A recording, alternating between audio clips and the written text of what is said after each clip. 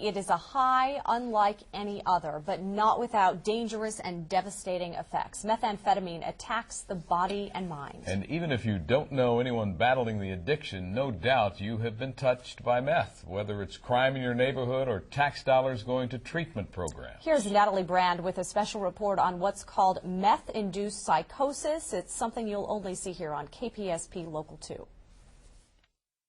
I'm looking out the windows, thinking people were coming through the doors.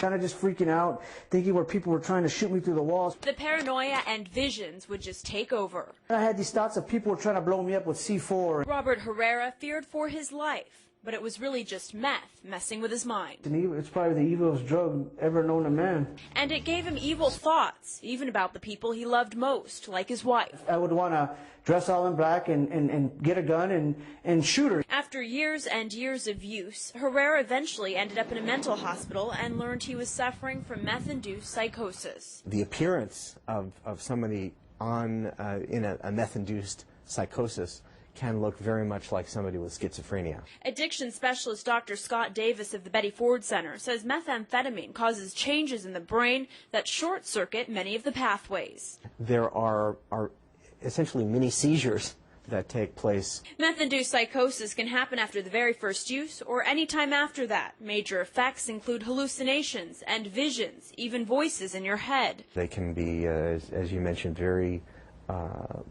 threatening, causing a lot of violence and defensiveness in these people that are taking it. TJ Fyrick knows that feeling.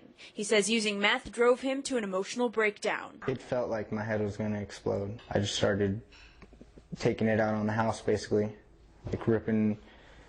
I ripped my shirt off, threw it, I went out in the garage and kicked chairs over and started tearing stuff down that was up on the walls. Fyrick soon realized he needed help. Now he and Robert Herrera are recovering at the ranch in Desert Hot Springs, leaning on friends and faith to heal a past scarred by meth.